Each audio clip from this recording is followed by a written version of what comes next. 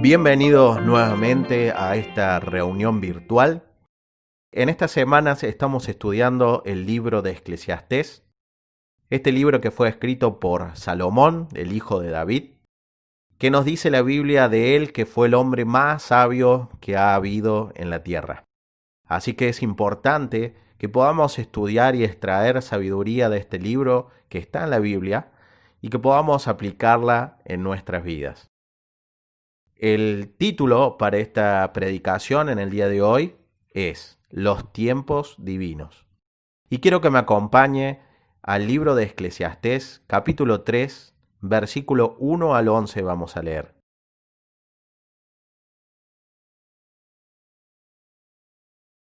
Eclesiastés 3, 1 al 11.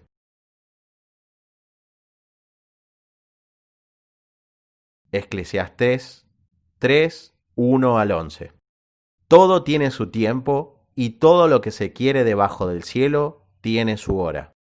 Tiempo de nacer y tiempo de morir, tiempo de plantar y tiempo de arrancar lo plantado, tiempo de matar y tiempo de curar, tiempo de destruir y tiempo de edificar, tiempo de llorar y tiempo de reír, tiempo de endechar y tiempo de bailar, tiempo de esparcir piedras y tiempo de juntar piedras, tiempo de abrazar y tiempo de abstenerse de abrazar, tiempo de buscar y tiempo de perder, tiempo de guardar y tiempo de desechar, tiempo de romper y tiempo de coser, tiempo de callar y tiempo de hablar, tiempo de amar y tiempo de aborrecer, tiempo de guerra y tiempo de paz.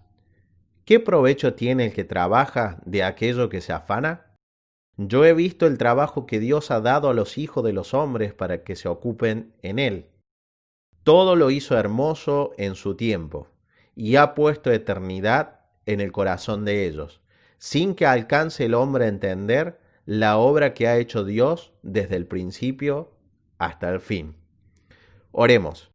Padre del cielo, Señor, queremos darle gracias por este tiempo que usted nos permite poder reunirnos a través de la tecnología, que podemos, Señor, continuar con la predicación de la palabra de Dios y estar unánimes, escuchando y estudiando acerca de su palabra. Le doy gracias, Padre, por esta oportunidad que me da a mí de poder hacerlo. Usted y yo sabemos que no soy digno, por eso, Señor, le agradezco por ello. Y le ruego, Padre, que su palabra, como dice en la Biblia, no vuelva vacía a usted, que sea de provecho para cada uno de los que oímos, que podamos aplicarla a nuestra vida y que podamos tomar decisiones que le lleven honra y gloria a su nombre. En el nombre de Jesús pedimos, amén. En esta porción de la Biblia que estamos estudiando, Eclesiastés capítulo 3, que habla acerca del tiempo, vemos que, como dice el escritor, todo tiene su tiempo y todo lo que se quiere debajo del cielo tiene su hora, en el versículo 1. Y da un listado de cosas que podríamos decir que es toda la vida del ser humano aquí en la tierra. Hay tiempo para absolutamente todo. Y después abajo, en el texto, el escritor, Salomón, pregunta, ¿qué provecho tiene el que trabaja de aquello de que se afana? Yo he visto el trabajo que Dios ha dado a los hijos de los hombres para que se ocupen en él. Y lo clave o lo más lindo que yo puedo encontrar de este texto es que dice que lo hizo todo hermoso en su tiempo. Y después nos habla acerca de la eternidad en el corazón de ellos y que aún así, cuando tenemos la noción en nuestro corazón de la eternidad, no podemos alcanzar a entender lo que Dios va a hacer con nuestras vidas, lo que Dios va a hacer desde el principio hasta el fin. Y eso nos da tranquilidad de saber que Dios tiene el control de toda nuestra vida, de absolutamente todo lo que nos pase. Él ya lo conoce y tiene el control. Y el provecho que nosotros tenemos de hacer nuestro trabajo, de aquello que Dios nos manda, es satisfacer los deseos de nuestro Dios. Y de esa forma estar tranquilos de que nosotros estamos obedeciendo la voluntad de Dios. Podemos desear un montón de cosas, podemos querer un montón de cosas, pero tenemos que entender que aun cuando oremos a nuestro Dios pidiéndole que Él nos manda que pidamos que sean conocidas nuestras peticiones, debemos entender que no siempre el Señor nos va a dar aquellos que nosotros pedimos en los tiempos en que nosotros creemos que nos los tiene que dar. Muchas veces pasa que nosotros hacemos peticiones a nuestro Dios y decimos, bueno, no sé, Señor, no me alcanza el dinero, por favor, alguna forma de poder suplir para mi familia antes de fin de mes. Y ya estamos condicionando el obrar de Dios. Dios nos lo va a dar, Dios nos da la herramienta para que seamos buenos administradores, Dios nos enseña cómo hacerlo, también nos muestra que debemos trabajar, que tenemos que ganarnos el pan, el proveer a nuestra familia, pero aún así si nosotros pedimos que está bien hacerlo, debemos entender que los tiempos son de Dios, no son nuestros. Y cuando hablamos de todas estas cosas que pasan en su tiempo, en el tiempo de Dios, vemos que hay cosas que son espirituales, cosas que son de nuestra alma, que son parte de nuestros sentimientos. Leemos, por ejemplo, con esto de los sentimientos, que dice tiempo de llorar, tiempo de reír, de endechar, de bailar. Y vemos que el Señor se ocupa de todo nuestro ser, de nuestros deseos y necesidades materiales, de nuestros deseos y necesidades espirituales y de nuestros deseos y necesidades sentimentales. Dios se ocupa de absolutamente todo lo que nosotros necesitamos. Una vida que haya vivido todas estas cosas o todo aquello que el Señor nos quiere dar es lo que Él llamaba o lo que Él llama una vida abundante.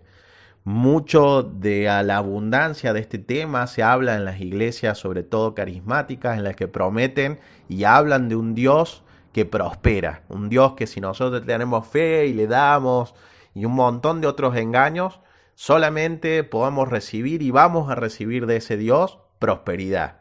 Todo nos va a ir bien, todo va a ser como nosotros querramos, todo vamos a ser ricos, todo vamos a tener de todo, nunca vamos a tener ninguna dificultad. Y vemos en la Biblia que eso no es así. Y hablando de una vida de alguien que fue espiritual, alguien que fue un héroe de la fe, porque también eso es una mentira que se ha instalado, de creer que si somos cristianos, si somos realmente, tenemos una estrecha relación con nuestro Dios, también tenemos garantizada una vida de paz, de tranquilidad, de todo va a estar bien, de todo va a ser fabuloso. Y no es así. Podemos ver la vida de Pablo, el apóstol Pablo. Podemos ver que tuvo una vida abundante. Lo invito por favor a que me acompañe a 2 de Corintios capítulo 11, versículo 23 al 28.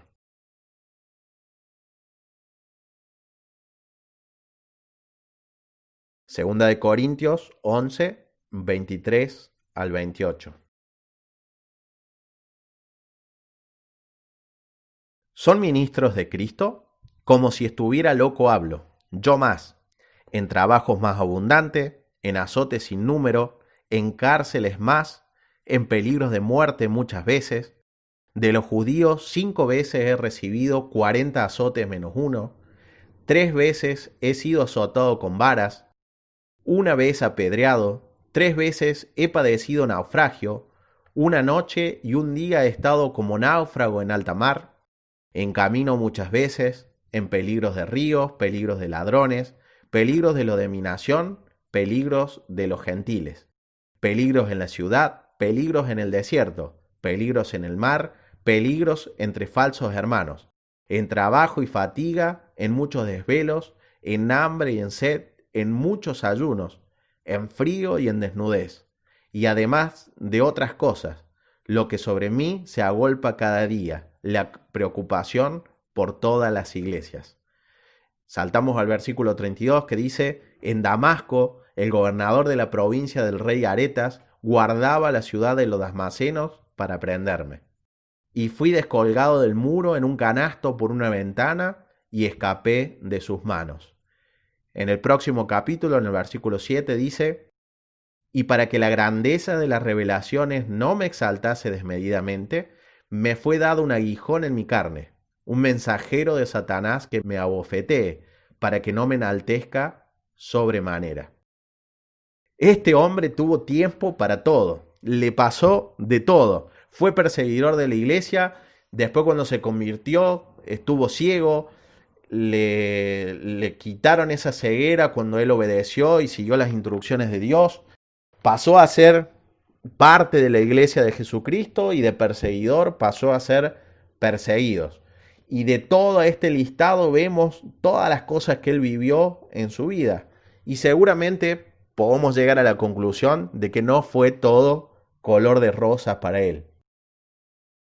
Cuando él habla al principio y pregunta, ¿son ministros de Cristo? Hablándole a la iglesia de Corintios, y le tiene que hacer la aclaración, como si estuviera loco hablo. Y se tuvo que poner a comparar él con aquellos que decían que Pablo no era una persona de bien o que incluso que se aprovechaba de la iglesia de Corintios. Él tuvo que mostrarles que esas personas estaban equivocadas y que si había alguien que podía gloriarse de las cosas que él mismo había hecho, era él. Había sufrido mucho más que los demás, pero aún así también él nos dice, y podemos leer en la palabra de Dios, que él dice, todas estas cosas que yo tengo las desprecio, las tengo por nada, porque ahora soy cristiano, ahora Cristo vive en mí, y todas las cosas que yo podría llegar a gloriarme, las desecho para que el Señor sea exaltado. Él realmente tenía un corazón alineado con el de Dios.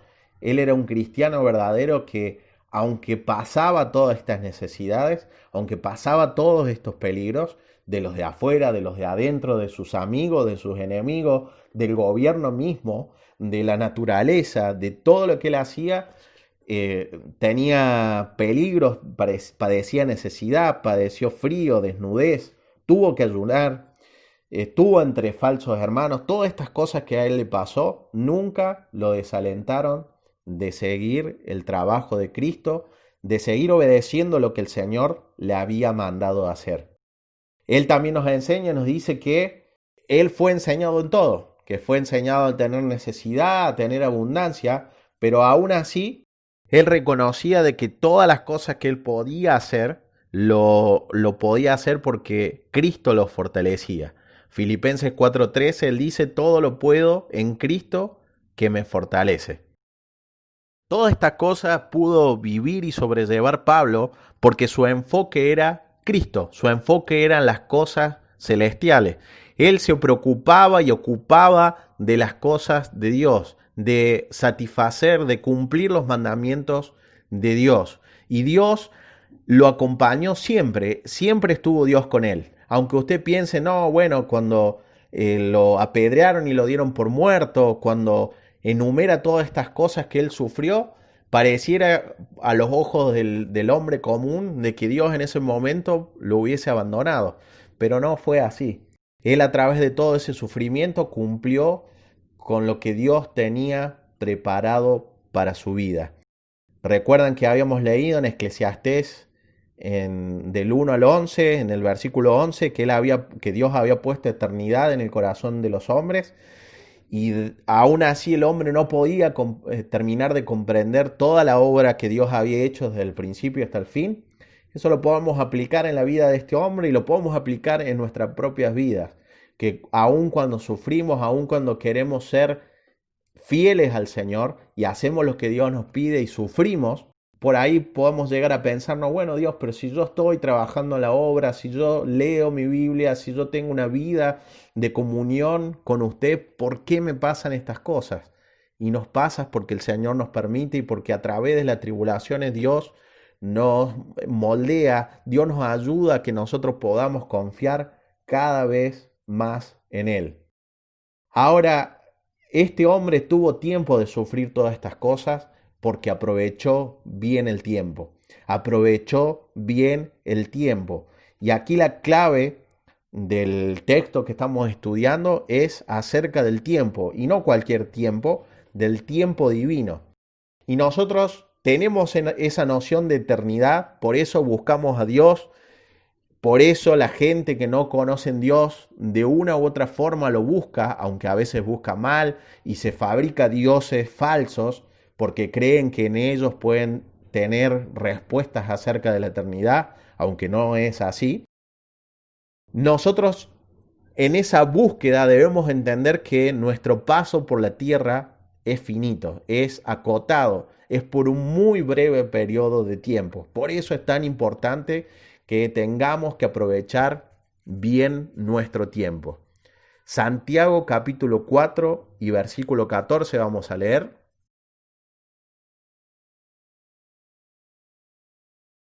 Santiago capítulo 4 versículo 14. Vamos a leer la segunda parte que dice, porque ¿qué es vuestra vida? Ciertamente es neblina que se aparece por un poco de tiempo y luego se desvanece. Y aquí Santiago está haciendo la analogía de la neblina con nuestra vida. La neblina aparece de mañana, naturalmente o comúnmente, cuando ha habido precipitación en la noche anterior, ya sea de rocío, de lluvia, de llovizna, hay humedad en el ambiente, está frío y cuando está saliendo el sol, que empieza a largar sus primeros rayos, eso se evapora y se mantiene suspendido. Una vez que los rayos ya terminó de calentar la superficie de la Tierra, la neblina sigue subiendo y desaparece. De verdad que demora muy poco tiempo. Se tienen que dar ciertas condiciones para que dure varias horas o todo el día, pero aún así no dura mucho tiempo. No vivimos o no se conoce lugares que hayan más de 1 o 2 días de neblina. Entonces hace la analogía Pablo de este aparecer de la neblina a la mañana y que ya a media mañana ya desapareció con nuestra vida. Nosotros no somos inmortales, debemos morir por causa del pecado. Aunque Dios nos creó para hacerlo, el pecado entró a la humanidad y por el pecado debemos morir. La carne se muere, nuestra alma, una vez que morimos, va o al cielo como premio o en la segunda muerte al infierno como castigo. Dios nos da esa noción de tiempo y de eternidad. Nadie nos enseñó acerca del tiempo y acerca de la eternidad, sino Dios puso eso en nuestro corazón. Y esto lo podemos ver en cualquier hombre, como le decía, en cualquier cultura, en cualquier credo. Siempre podemos ver que la noción de tiempo y la noción de eternidad está en el corazón de los hombres. Todos hemos pensado, si hacemos la reflexión a nuestras propias vidas, todos hemos pensado alguna vez de nuestra vida acerca de qué va a pasar con nosotros cuando muramos. También podemos notar que en las distintas etapas de nuestras vidas pensamos y actuamos todos de una manera muy similar. Cuando somos niños, el tiempo es una noción que se nos escapa. Solamente queremos jugar, satisfacer nuestras necesidades y listo. Ya cuando somos jóvenes adultos, creemos que somos eternos y todopoderosos. Vivimos de una forma que parece que fuéramos a vivir para siempre y que nada nos va a hacer daño. Y por eso no nos preparamos, hay una tendencia a no prepararse para la eternidad. No aprovechamos el tiempo, aun cuando tenemos el vigor, cuando tenemos la juventud para hacerlo, no aprovechamos el tiempo. Y después cuando llegamos a la vejez, yo he escuchado de gente adulta decir repetidamente, me hubiera gustado hacer esto o aquello, o me arrepiento de haber hecho esto y no haber hecho aquello otro. O también veo cómo se apuran estas personas para hacer lo que no pudieron hacer cuando su cuerpo tenía el vigor para hacerlo y ahora ya sus extremidades no responden. O a lo mejor su mente ya no responde de la misma manera. Quieren recuperar el tiempo cuando ya es tarde. Todo esto pasa porque no entendemos que nuestro tiempo, nuestro paso por la tierra es corto. Es como una neblina que aparece por un poco de tiempo y luego se desvanece. Todo esto nos pasa entonces porque no aprovechamos de ese tiempo que Dios nos ha dado en la tierra. Usted podría especular con la vida que tiene por delante. La Biblia nos habla de que el promedio de vida es de unos 70 u 80 años, los más robustos en total, y seguramente si hubiésemos preguntado o le hubiésemos planteado estos números a los argentinos mismos, y si estaban de acuerdo con estos números a comienzo de este año, seguramente lo hubiesen estado. Pero después el coronavirus dengue, accidentes, desnutrición, asesinatos, se llevaron las vidas de muchos, no importa en qué rango de edad estuviesen. Hay algo seguro, nadie puede garantizar su próximo latido de su corazón. Les repito, nadie puede garantizar el próximo latido de su corazón. Por eso es que nuestro tiempo es corto, nuestra permanencia en la tierra es corta, debemos aprovecharlo, no tenemos otra opción, debemos aprovechar el tiempo que tenemos en la tierra. Hay una falsa creencia de que si nos acercamos a Dios o si vamos a la iglesia o si nos comportamos bien, vamos a pasar una vida sin problemas y que todo nos va a ir bien, negocios, amor, propiedades, salud. Y esto es un error. El Señor Jesucristo nos llama, pero Él no nos deja una letra chica en el contrato. Él no nos engaña. Él nos ofrece una vida eterna a través de llevar Él mismo la culpa de nuestros pecados, si creemos en Él y en lo que Él hizo para que fuéramos salvos, pero también nos advierte que en este mundo tendremos aflicción. Él no nos engaña, Él nos da el regalo de la vida eterna y también nos dice, ojo, en este mundo van a tener aflicción, van a tener preocupación, van a tener tiempos de necesidad, van a tener tiempos de tristeza y todo el listado de tiempos que leíamos ahí en Eclesiastés también. Pero hay una buena noticia, Él también nos dice que estemos tranquilos, que estemos confiados en Él, porque Él venció al mundo. Lo peor que nos puede pasar aquí en la tierra es morirnos. Pero como decía Pablo también, para mí el morir es ganancia. ¿Por qué? Porque si yo muero, si yo he creído en Jesucristo y he entregado mi vida a Él, si yo muero voy a ir a su presencia. Entonces morir también es ganancia. El tema es cuando nosotros tenemos en nuestra mente la percepción de eternidad, de que vamos a ser eternos, pero aquí en la tierra como seres humanos, como carne. Y eso no es así. Todo lo que nosotros podamos afanarnos, no lo vamos a llevar cuando vayamos ya sea al cielo o al infierno. Todo eso va a quedar aquí. Entonces, lo que nosotros hagamos acá en la tierra es lo importante, es lo que va a tener una repercusión en la eternidad. Y la decisión más importante que puede tomar un ser humano aquí en la tierra es poner su confianza, poner su vida a los pies del Señor Jesucristo y creer en la obra redentora que Él hizo, que Él nació de una virgen, que Él vivió sin pecado, que Él tomó los pecados del mundo, mis pecados, tus pecados, sus pecados, como si fueran sus propios pecados, fue crucificado, descendió a los infiernos y como Él no tenía pecado, no era con culpa, resucitó al tercer día y ahora está en el cielo sentado a la diestra de Dios. Ese es el sacrificio que hizo Dios, ese es el regalo que hizo Dios por nuestras vidas. Entonces, nosotros debemos estar tranquilos aun cuando pasamos tiempos de aflicción, aun cuando pasamos tiempos de tribulación, tiempos de problemas, porque si hemos confiado en Jesucristo, si hemos confiado en nuestro Dios, sabemos que Él ya venció al mundo. Y ojo, no hay que pensar que la aflicción viene porque somos cristianos.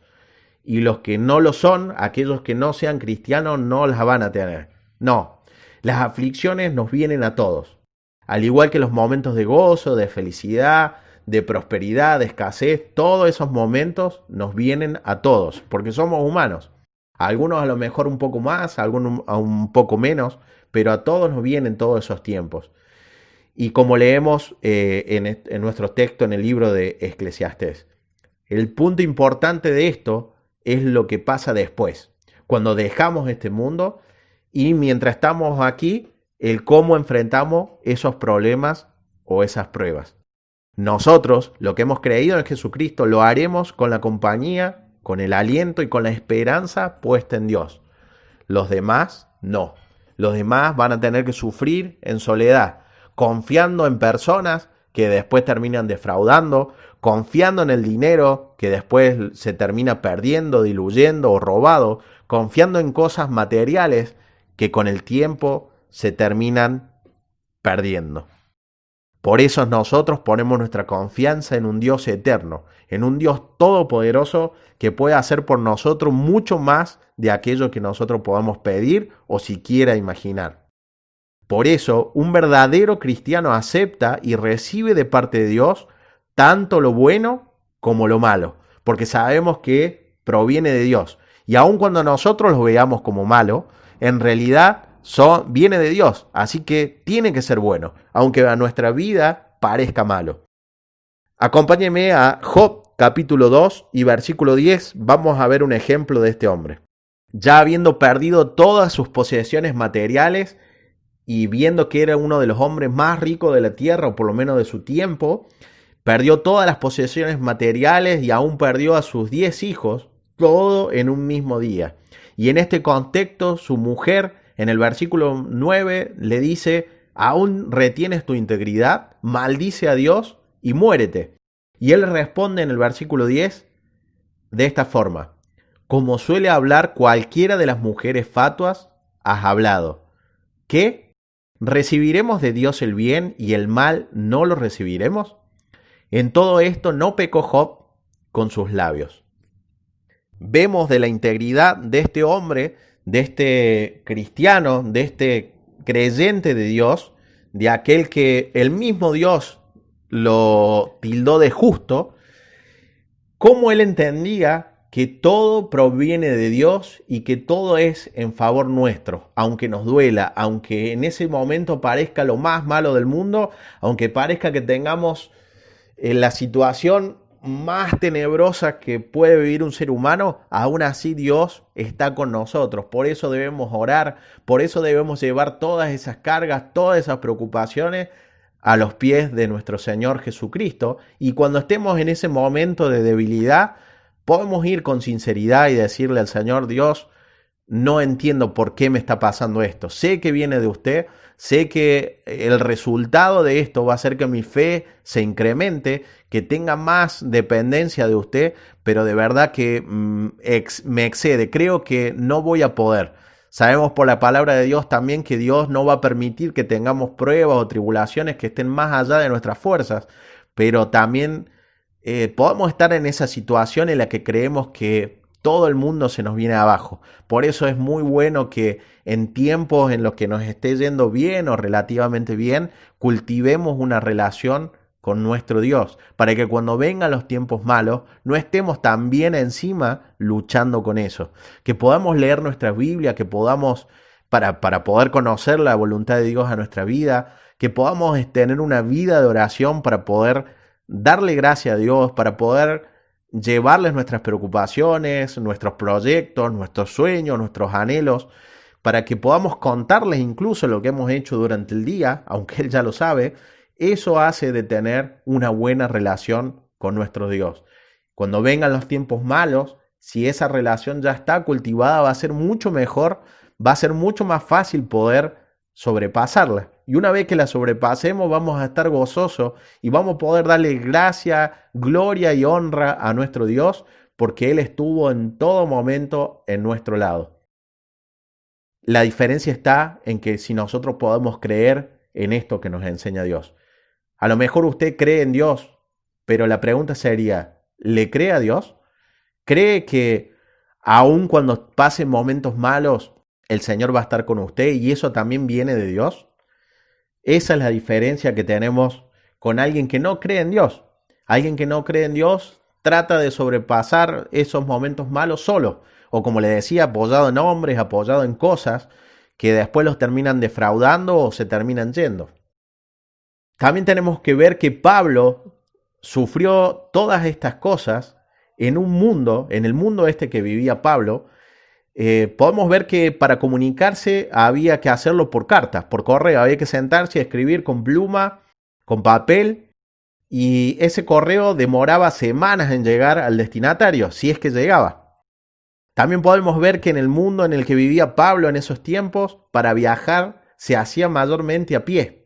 Y no lo hacían con zapatillas Nike o Adidas con acolchado, no. Lo hacían con sandalias que a lo mejor lo tenían que hacer ellos mismos. O sea, prácticamente caminaban descalzos, kilómetros y kilómetros descalzos. Y más este hombre que su trabajo era ir y predicar el evangelio. Caminaba y caminaba y caminaba hablando con todo el mundo para predicar el evangelio. Para viajar, como le decía, se hacía mayormente a pie y con múltiples riesgos de ser robados y matados. No había bancos, así que literalmente cada uno llevaba encima lo que poseía. Y el gobierno y toda su fuerza era el principal enemigo de aquellos que se decían cristianos, de aquellos que creían en Cristo. Además, también podemos ver en la historia que Pablo estuvo preso 2 años al menos en cárceles oscuras. No tenían televisión, no tenían colchón, no tenían visitas, no tenían comida, no sé, nada. Ellos vivían o estaban en las cárceles, eran cuevas o lugares oscuros, no bien ventilados, húmedos, sin baño, o sea que todas las necesidades las hacían ahí mismo. Y sin embargo, escribió muchas cartas de las que hoy podemos leer en nuestras Biblias. Muchas de las cartas que podemos leer en nuestras Biblias las escribió en ese contexto. Pablo nunca perdió la esperanza. Él siempre supo que Dios estaba con él. De hecho, también podemos leer en sus epístolas que él cantaba cuando estaba en esas condiciones. Después de haber sido azotado, después de que lo habían golpeado y los echaron, le pusieron el grillete, se pusieron a cantar himnos. Se pusieron a agradecerle a Dios con sus voces de que habían sido tenidos dignos de ser azotados por la causa de Dios. Tampoco perdió su esperanza cuando él sabía que estaba en el final de sus días, antes de que fuera decapitado. Podemos ver en nuestros tiempos que nuestra rutina en el contexto mundial cambió, es cierto, pero nuestro trabajo y encargo es el mismo. Debemos ganar almas para Cristo y discipularlas. Debemos ganar almas para Cristo. No tenemos excusas. No hay excusas para hacer la voluntad de Dios. Tenemos al Dios Todopoderoso de nuestro lado, que nos ayuda, que nos capacita, que nos da las conexiones o las herramientas para que nosotros podamos cumplir con ese mandato que Él nos dio. Debemos ganar almas para Cristo. Debemos hacer que cada día de nuestras vidas cuente. En esta era de hiperconectividad, parece ser cada vez más difícil comunicarnos con este mundo sediento de Cristo y de su obra redentora.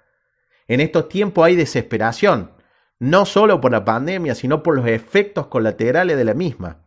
Pérdidas de trabajo, con muy poca posibilidad de encontrar otro, sobre todo si uno es adulto, reducción de los sueldos, si es que lo pagan, aumento de las tarifas de los impuestos, de los alimentos, de toda cosa que nosotros querramos comprar, estrés que ocasiona toda esta situación, sedentarismo, problemas de salud por la poca movilidad al estar encerrados, problemas con los familiares, hemos visto eso en las noticias como que era la noticia del día, mucha violencia dentro de las familias que están encerradas y que nunca supieron cómo convivir, que siempre fueron egoístas, que nunca se fijaron por las necesidades de los otros, entonces ahora manifiestan en violencia, lo manifiestan en homicidios, en divorcios, en separaciones. Y debido al aumento de la pobreza que no va a parar, que va a seguir lamentablemente en crecimiento, también van a incrementar los robos, los homicidios. En algún tiempo hubo, si se acuerdan, en la última crisis para el 2001-2002, el aumento de los secuestros virtuales y vaya a saber cuántas otras cosas más. Un escenario desalentador, ¿no? En realidad es todo lo contrario. La luz se necesita cuando hay oscuridad. El mismo Señor Jesucristo dijo que Él vino a buscar y a salvar lo que se había perdido, en Lucas 19:10. Que los sanos no tienen necesidad de médicos. Eso lo dijo en Mateo 9, capítulo 9, versículo 12. Y que no había venido a llamar a justos, sino a pecadores al arrepentimiento. Y eso lo podemos ver en Mateo capítulo 9 y versículo 13. Podemos ver esta situación en la que está viviendo el mundo con dos ópticas. La del pesimismo, la de que no hay remedio, de lo que no tiene solución, o del otro lado, de pensar que tenemos una oportunidad inigualable de testificar acerca de nuestro Dios. Es decir, de hablar del Señor Jesucristo, y para que podamos testificar acerca de la salvación y de que estas personas que están desesperadas puedan encontrar el consuelo de que si mueren van a despertar o van a ir al cielo en realidad. ¿Piensa que no tiene oportunidad de testificar? ¿Usted piensa que no la tiene? Es decir, que no tiene la oportunidad de hablar con otros acerca de Jesús. Ore, pídale a Dios, ruegue a Dios para que le dé de esas oportunidades. Ya sea por WhatsApp, por Facebook, por mail, por videoconferencias, por teléfono. Cuando va a comprar, cuando le llevan lo que compra a su casa, al cartero, al señor que barre a la vereda, a sus vecinos. Puede hacerlo de dos formas, puede hacerlo activamente, buscando usted la conversación para poder hablar acerca de Cristo, o también lo puede hacer, debería hacerlo de las dos formas en realidad. La otra forma es haciéndolo pasivamente, es decir, mostrar en su forma de escribir, en su forma de hablar o de vivir, que Jesucristo es su Señor y su Dios. ¿Siente que no está suficientemente preparado para compartir el Evangelio? Prepárese. Nuestra iglesia tiene libros para que pueda leer en su casa acerca de temas espirituales. No se pierda tampoco las reuniones que estamos teniendo vía Facebook. Tiene el número celular de Pastor David y de los líderes. Escríbale, pregunte, indague, comparta sus dudas. Aunque parezcan dudas básicas o a lo mejor usted cree que son tontas, en realidad la pregunta tonta es la que no se hace. Este es un tema muy importante que tiene que ver con la eternidad del alma de los que les rodea. Y si usted mismo no es salvo o tiene dudas de que sea salvo, estamos hablando que está en juego su eternidad. Así de importante es. Lea su Biblia, ore, tenga esa relación con Dios, haga tiempo. Haga que su tiempo lo valga, crezca espiritualmente. Y todo esto, ¿sabe? Depende de usted. Tiene las herramientas para que lo haga. Aprovéchelas, no desperdicie el tiempo. Por otro lado, si usted no sabe o no está seguro de qué va a pasar con usted, si hoy mismo muere, si no sabe o no tiene certeza qué va a pasar cuando su hora llegue, no piense que es casualidad que esté escuchando este mensaje. El tiempo de su salvación es ahora, es hoy. Por eso le invitamos cada reunión cuando terminamos, que nos llame, que nos escriba. Nosotros podemos mostrarle lo que dice Dios al respecto en su palabra, para que usted pueda elegir qué hacer con Jesús en su vida, si lo acepta o si lo rechaza, y las consecuencias de su posible decisión. Como conclusión le pregunto, ¿está usted aprovechando el poco tiempo que tenemos en esta tierra para dar gloria y honra a Dios con su vida? ¿Obedece el mandato de ir y hacer discípulos a todas las naciones, bautizándolos y enseñándoles que guarden las cosas que Dios ha mandado? Y ahora quiero que pueda pensar esto conmigo, que pueda imaginar esto conmigo. Si usted pudiera hablar ahora mismo con Pablo, ¿cree que sería válida cualquiera que sea su excusa para no obedecer a Cristo? ¿Cree que Pablo aceptaría cualquier excusa que usted tenga para decirle, ¿sabe qué, Pablo? No puedo por esto, por aquello, por lo otro. No, con todo lo que vimos que Pablo vivió y aún así siguió obedeciendo a Cristo, no tenemos excusa. No desperdiciemos más nuestras vidas. Es tiempo de obedecer y el tiempo es ahora. Gracias por compartir con nosotros este tiempo de estudio de la palabra de Dios. Lo invitamos a comunicarse con nosotros a través de los medios que aparecen en pantalla. Queremos orar por usted, queremos conocerlo y también mostrarle con la Biblia cómo puede ir al cielo y cómo debe vivir la vida en la tierra de una forma que sea agradable a Dios. Gracias nuevamente y será hasta la próxima, si Dios así lo permite.